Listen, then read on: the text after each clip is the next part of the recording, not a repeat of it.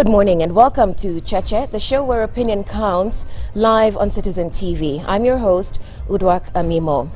Now, this station's focus on insecurity continues because, as we know, we've unfortunately had a grim week. Bloody. Al-Shabaab militants killed 28 people in Mandera at the weekend, blew their heads off, and women have been stripped and sexually assaulted, their violation recorded and shared on social media. Before that, there was Capedo, more than 20 police officers killed in the line of duty. All that within the space of 1 month. And so for once, the public, parliament and civil society agree on one thing, that the people in charge of security must go. But we've had no response from the appointing authority, President Uhuru Kenyatta. He was out of the country when the Mandera attack happened.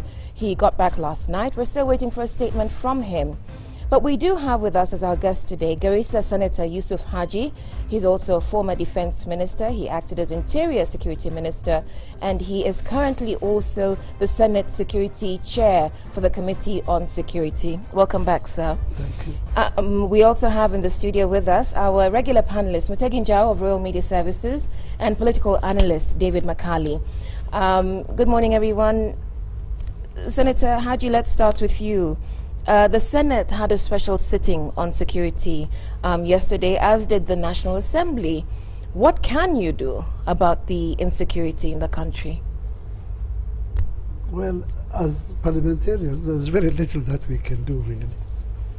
The only thing that we can do is to bring to the notice of the government of the day the need for it to take this matter seriously.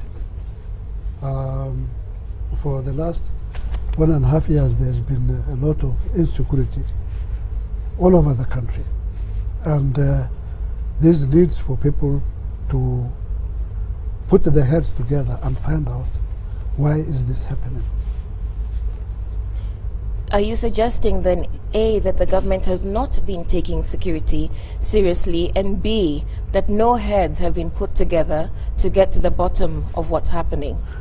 Definitely, I can say that no heads has been put together, because it would appear that the government is working on its own without really involving members of the public in sensitizing them properly on the security issue, and also reaching the grassroots people to know really what is happening among their midst.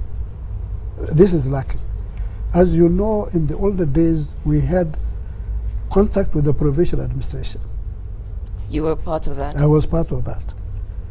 They were the ear and the eyes of the government. Do we have the same system operating in this country today? How many county commissioners do you know in this country? In the older days, you knew all the 47 district commissioners and the provincial commissioners and their deputies. There's a disconnect between the government and the members of the public. That is what is ailing this country. You don't think, though, that as the protesters said yesterday, that one, to Machoka, we're tired of the insecurity, and then that the security chiefs, specifically the Cabinet Secretary for the Interior, Mr. Olelenko, and the Inspector General of Police, Kimayo, must go, and you don't think that sacking them, forcing them to resign or whatever would resolve the problem? I'm not going to apportion blame, and I'm not going to blame any individual, because this is a game which is being played by many people.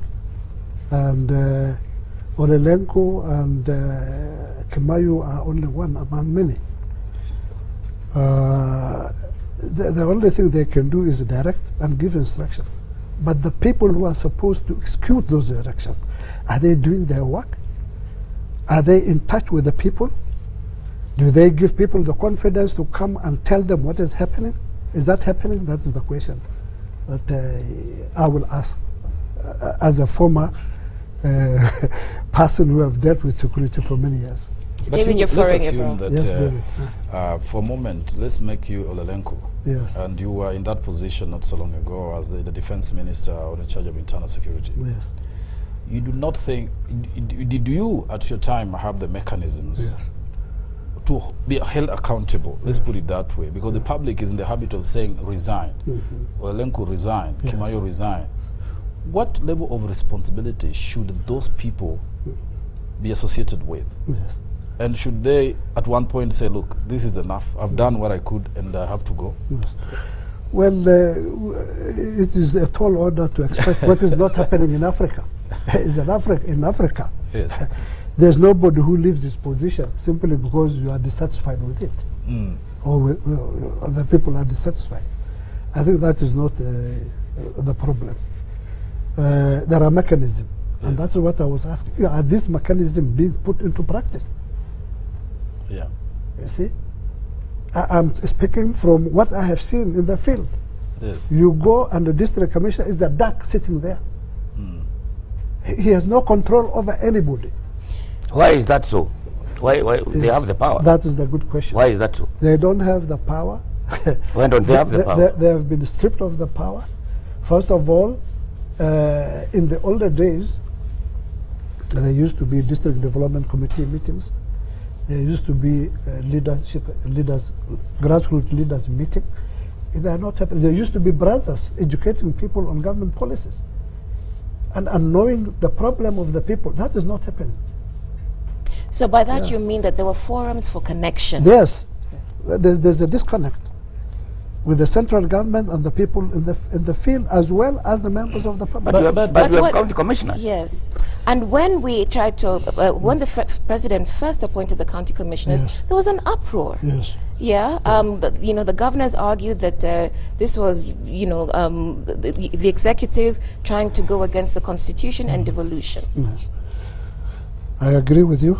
Everybody thought maybe they will step into the shoes of the former provincial administration. That is not happening. Take it from me. And when you go this weekend home, try to find out whether the county commissioner is really doing what is expected of him. In the first place, they don't have any fuel. They don't have any fuel. Why don't they have fuel? Well, if they are not given, all the money is going to the county government. See? And what they are given is a peanut. Example, police, for example. Vehicles are being hired from CMC. Yes. Do you believe that an OCPD in maybe remote area, let us take for example Moyale, Or Fafi. or Fafi, Yes. cannot draw fuel from petrol station in Fafi. He has to go to Garissa, 200 kilometers. Is there any rationale doing that? Why would somebody go 200 kilometers to fetch fuel when he can access that fuel within 50 yards, the next petrol station? There's something wrong, which many people are not seeing. That's why I'm saying there's a need for the country to sit and find out what is ailing us in the security aspect of the nation. When you say that the country must sit, who in the country? Is it you, our elected representatives? Is it us here, hereby represented? Yes. Who exactly do you mean? There's a time when, if you can remember, during the transitional period between Kenyatta and Moi, there was what we call the Kenya we want. Yes. Okay? There was a very big meeting. Conference held at KIA. If we cannot have such a conference to find out what is ailing us, is it politics? It is lack of commitment? Is it because resources are being misdirected? Then we will be able to say, yes, ABCD is happening, and if we do ABCD, we will be able to be over this matter. Senator, you said something very interesting that seems rather antagonistic to your own position as a senator, that a lot of money is going to the counties that ought to go to the security function. Yes. Is that really true? And don't we know that the money that goes to those counties is money that is for the devolved functions which have gone to those counties? Yes. And the budget for security has remained intact with the OP. Yes. And so maybe the money is disappearing somewhere, or it is not enough. And I will tell you where it is disappearing. Yes. We used to have only 47 districts in this country. How many districts do we have now? We have over 250 Every districts. constituency, yes. And maybe thousands of divisions. the money is trickling. A very small amount of money is going to each of these units. Yes. And that's why things are not going on well. Yeah. Now, so the DC becomes like a chief. Worse than even a chief. There's no capacity. Yes. But then the question comes back to the people responsible. I mean, as minister, wouldn't these things be coming back up the trail to the same minister who would say, look, we can't keep blaming the DO or the local police, county commander of police, because they don't have the capacity. I have had occasion to sit with the IG and looked at the budget. Some police stations are allocated 25,000 shillings in a month for operation. That is the fact. How do they operate with 25,000 shillings for fuel operations to deal with insecurity? This all boils down to the system. So is somebody along the way, that's why people ought to resign. Because if you cannot flag this up and bring the system so the system can respond, then you're not doing your work. That's why we are saying people ought to resign, right? You are right in one way, but also you will ask the same question. Yes. Who did this? It is the system. It is the system which integrated the whole system which has been there and which was manageable, which people knew how to deal with it. You have raised a very good question. 25,000. If you are to go and draw 2,000 liters, to go to 200 kilometers, you use 100 liter going and coming back. You are left with 100 liter. What would you do with the 100 liter? What is that system of going far away to draw petrol? I'm shocked. I don't know. I don't know. So from what you're saying, it sounds as if the parts of the constitution then, which created this current architecture, which you're suggesting are not working for Kenya at the moment. It is not. It is not working. First of all, but is it because of the constitution? Yeah, I cannot say it's because of lack of working out a system. We have, for example, the county government is appointing ward rep or commissioners, equivalent to the county commissioner. Is there any harmony? Have they been brought together to see how they can work together? Have they been taught how to share the resources that they have together? Has there been any manual? Because we are dealing with terrorism, which is very new to us. It's only about 2 years with us now. Has there been any manual to show how to tackle this issue? Or everybody is doing the conventional way of dealing with police matters? You see, people stealing, robbers. Is it the same thing? Because it pains to hear that officers are being sent also who have just come out of training to go and rescue a vehicle which have been banned, and they become darks. In the car, they are being ambushed. Why would they not walk to where the car is? I mean, so many of them would not have lost their life. Somebody somewhere is not using common sense to see how best to handle these issues. Fine. So if we then go back to the individuals, and you suggest that there's a systemic failure, but you've also now just said that somebody somewhere is failing to employ common sense. This is what I'm saying. Are we then scapegoating the obvious, by asking for the resignations or sacking of Olelenku and Kimayo? Are we scapegoating them? Or where is the failure, the absence of common sense? It is scapegoating because the people who are commanding those officers who have been killed are with them on the ground there. For example, take this, what happened in Mandera. The man in charge of police was saying that they are investigating the bus to find out there's a conspiracy that there are 50% Christians and 50% Muslims in that bus. So there was some arrangement to put 50% Christians so that they can be murdered. Is that a common sense, really? Is that a common sense? We all travel by plane here to go to Mombasa and other places. Is there anybody who decides how many Muslims and how many Christians and non-Christians travel in those buses? He should tell us why did he come to that conclusion. He is passing back the blame. For example, Amimo, when this country was younger, more poorer, less endued with resources and personnel, we were able to fight the shifter. And during that time, the shifter The community who lived there supported the shifter. Yeah. Let us be honest with you. Yeah, that's true. But we managed it. This time, nobody supports Al-Shabaab. Why is it not possible for us to manage this matter? For example, this is the rainy season. Okay? Everybody knows it is a rainy season. Al-Shabaab will move on foot. They will get water everywhere. They can drink. Ambush vehicles. Has there been any common sense used to escort those vehicles? They have never done that until when it rained now.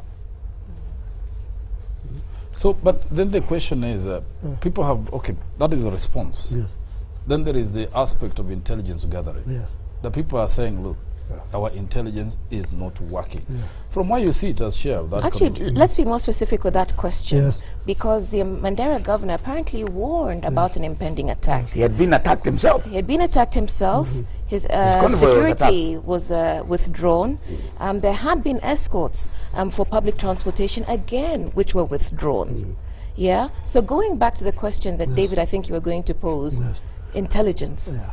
David, I can tell you, the intelligence is working. The intelligence is working. Yes. You know, after 30 years, if I'm alive, maybe I will be able to talk about how they are working. You'll write a book. I will write a book. The disconnect again is most of the officers in Northeastern Province are people from our country. It's just like a stone here. You can sit next to that stone and conspire to do murder. Will the stone here? No. It will not here. All the Somali administration, most of the Somali administration police officers have been removed. And these are the people who can give you information. They go to the mosque to pray with the people. They go to funerals. They go to weddings. They will hear things that they will be able to pass on to the government. That is lacking. I'm pleased yesterday, my colleague, friend, Karaitu said, time has come when we should trust these people. Who are these people? Are we not Kenyans? Who are these people? Because the suspicion is the that the Somalis suspicion, will collaborate with if somebody who is not in the government can have that suspicion that people are not being trusted, then there's a question that needs to be answered. Do you think that that to some extent the outrage that we feel now, which is the same outrage we had when Westgate happened, do you feel that a lot of it has to do with the fact that the people who were killed in Mandera were upcountry people, Christians? Because there's been violence in Mandera. There have been attacks. Al-Shabaab has attacked Mandera and other parts. But we've never seen this sort of anger, frustration, people going out into the streets and demanding resignations. When you talk about Senator Kiraiti Murungi talking about trusting people from your community, are you also seeing that the response from the Kenyan public is greater when those of us from upcountry are targeted? No, it is not. I would have reacted the same way. These are 28 people innocent. They are not people who are fighting anybody. They went to serve the people in Mandera, and they have been butchered inhumanly by people who don't believe in God. Some people might say these people are Muslim. I'm telling you, I'm a Muslim. Islam does not allow anybody to take the life of anyone without any reason. But the reason they give that is that Muslims have been targeted. Where have that is in Somalia themselves? They kill each other. They kill people coming from the mosque. You see, so we cannot say that these are true Muslims. Yeah, they are devil worshippers. Following that attack in Mandera, is the response by the government adequate? The deputy president came and told us they have killed 100 people. Many people are skeptical about the figure. Do you think the reaction of the government was okay? Before I answer that one, I think some of the reaction is going to give Al-Shabaab the courage to continue doing whatever they are doing. Such as what? Those officers, those NAT people and other medical fraternity who are saying that the people should leave, I think that is a treason. That is a treason. We should not look for any treason. Because to vacate your own country because of an incident that has been done by illegal people is just like abdicating our responsibility as a nation. Yeah. But not, and the medical unions would say they're not vacating their country, they're moving to safer ground, safer parts of the country. The government has failed to protect them. Why should they be, as in your words, sitting ducks? Where is the safer place? Caperdo, people have been killed. Next door here, next door, this place, what do you call the incident that happened at Westgate. Westgate. It is at the nose of the government. So where is this heaven that we are talking about? We should not allow to be driven into giving up our sovereignty, because you are saying Al-Shabaab has won and therefore they should go and do whatever they want in Mandera and other places. People should stay put.